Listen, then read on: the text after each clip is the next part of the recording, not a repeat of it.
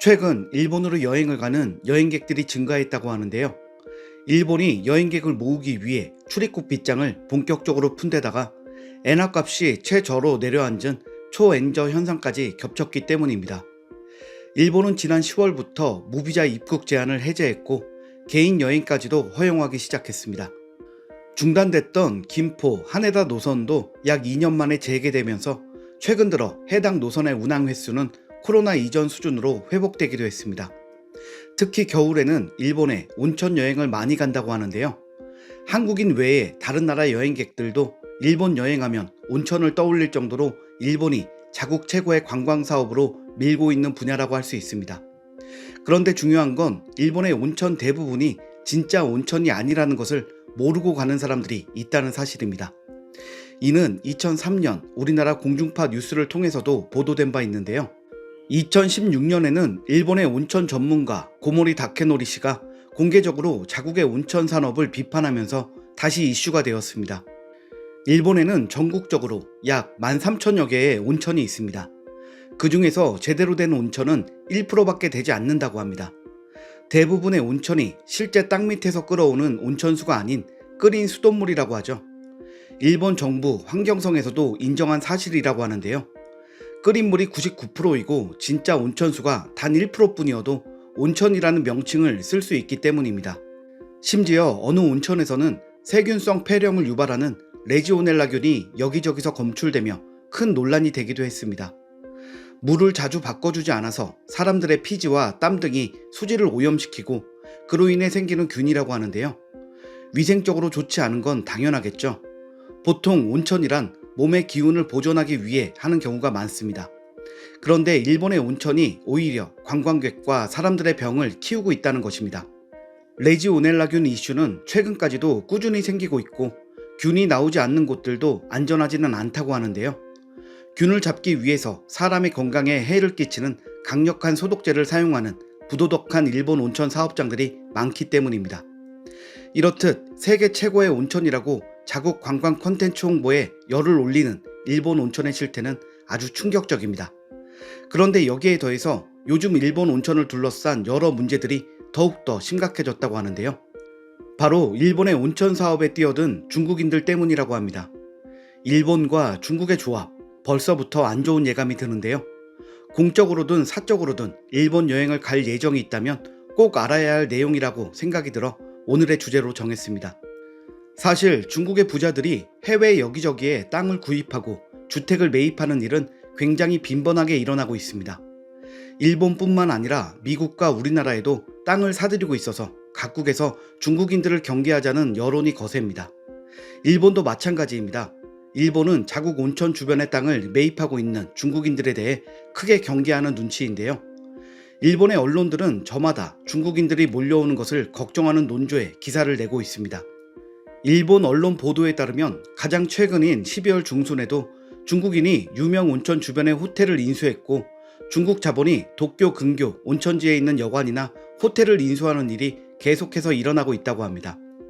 중국인들은 대체 왜 일본의 온천 주변을 서성이는 걸까요? 이로 인해 생기는 문제점은 무엇이 있을까요? 일단 중국인들이 해외에 땅을 사들이는 가장 큰 이유는 재산 빼돌리기의 목적이 크다고 하는데요. 블룸버그 통신이 최근 보도한 내용에 따르면 중국 내의 부동산 가격이 폭락하고 경기 침체가 길어지자 중국의 억만장자들이 해외 부동산을 매입하여 자산을 역외로 빼돌리기 시작했다고 합니다. 특히 중국은 공산 국가이기 때문에 정부에 한번 찍히면 심한 탄압을 받게 되는데요. 대표적인 예가 바로 알리바바의 창업자 마윈이죠. 마윈은 현재 일본 도쿄에 머무르고 있는 것으로 알려졌습니다. 그렇다 보니 중국의 다른 부자들도 다른 나라의 땅을 매입하여 재산을 안전하게 굴리자는 생각으로 일본의 온천 사업에 뛰어들고 있다고 합니다. 두 번째로는 차이나타운과 같이 중국인들을 위한 공간 만들기가 주된 목적이라고 할 수 있습니다. 실제로 일본의 온천 주변에 중국식 건물이 하나둘 들어서고 있고 일본이 아닌 중국에 온 것 같은 착각을 할 정도로 심각해지고 있다고 하는데요. 중국인들이 매입하여 운영하는 사업장들은 직원들 또한 대부분 중국인이기 때문에 일본 현지인들이 오히려 중국인의 눈치를 보기도 한다고 합니다. 함부로 말을 냈다가 충돌이 일어날까봐 조심한다는 말이죠. 주객이 전도된 모습인데요. 온천 주변을 더럽히고 질서를 지키지 않는 등 자잘한 문제를 일으키고 있음에도 이미 땅을 매입한 땅의 주인이니 어찌할 방도가 없다고 합니다. 중국인들이 외국의 땅을 사는 것은 결국 그곳에 중국인들이 거주하게 된다는 것을 뜻하는데요. 이렇게 되면 단순히 자본만 투자하는 것이 아니라 해당 지역사회 자체에 침투하여 중국인들만의 커뮤니티를 형성하게 됩니다. 결국 공식적인 차이나타운이 아니어도 중국인을 위한 타운이 만들어지는 거죠.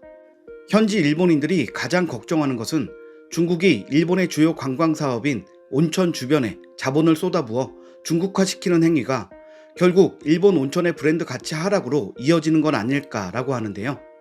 사실 한국인인 우리가 보기에 앞서 말한 것처럼 일본의 온천 대부분이 진짜 온천이 아니라는 것을 생각하면 일본 온천의 브랜드 가치란 무엇인가 근본적인 의문도 듭니다.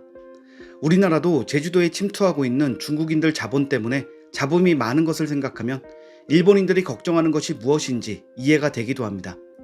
사실 중국인은 여행지에서 피하고 싶은 사람들로 꼽히죠. 이는 중국인들 스스로 만든 이미지라고 할 수 있습니다. 중국인들이 실제로 여러 나라의 관광지에서 많은 문제를 일으켰기 때문인데요. 우리나라도 예외는 아닙니다. 코로나 방역 조치로 인해 중국인들의 입국이 뜸해지자 제주도의 자연 환경도 깨끗해지고 조용하게 여행할 수 있게 되어서 너무 좋다는 이야기까지 나오기도 했으니까요. 중국인들이 자본을 무기로 다른 나라에 소리 없이 쳐들어와 중국 문화를 심고 영역을 넓힌다는 것, 이 자체로 중국인 침투 지역에 실제 거주하는 거주민들에게 큰 위협이 될 수밖에 없는 것 같습니다. 여행을 가서 온천이 진짜 온천수를 쓰는 정직한 온천인지 살펴보고 확인해야 하는 것도 불편한 일인데 중국인의 사업장인지 아닌지도 신경 써야 하다니 정말 일본과 중국 두 나라 간의 환상의 콜라보라는 말이 절로 나옵니다. 그런데 이런 중국인들의 무분별한 투자는 일본만의 문제가 아닙니다. 중국인들은 우리나라 땅도 계속해서 사들이고 있기 때문입니다. 원래는 제주도 등의 관광지 위주 주택을 매입하던 중국인들은 이제 관광지뿐만 아니라 대한민국의 수도인 서울의 땅과 주택을 집중적으로 매입하고 있습니다. 지난달 28일 우리나라 국토부는 외국인 부동산 거래 및 불법 행위에 대한 조사 결과를 발표했는데요. 조사한 바에 따르면 2020년 1월부터 올해 5월까지 부동산 거래에서 중국 국적자가 차지하는 비율은 69.6%로 가장 높았습니다. 과반을 훌쩍 뛰어넘는 퍼센트입니다. 이들의 전체 거래 중 약 9,751건이 서울 등의 수도권에 집중됐다고 합니다. 정당하게 투자했느냐 하면 그것도 아닙니다. 해당 기간 동안에 발생한 위법 의심 행위는 총 567건 발견되었는데 이 중 중국 국적이 전체 55.4%에 달하는 314건을 차지해 가장 많았습니다. 신고 없이 반입할 수 있는 1일 한도 금액을 초과해 자금을 들여오거나 외국한 은행을 거치지 않고 자금을 들여오는 환치기 등의 범죄가 많았다고 합니다. 중국인들이 저런 위법을 저지르면서까지 외국의 땅을 사들이는 것에는 분명한 목적이 있고 그것은 그저 중국인 자신들을 위해서라는 것. 일본뿐만 아니라 우리나라도 중국인들의 투자에는 숨겨진 속내가 있음을 경계하고 대책을 세워야 할 것 같습니다. 오늘 영상은 여기서 마치겠습니다. 내용이 유익하셨다면 구독과 좋아요 부탁드릴게요. 시청해주셔서 감사합니다.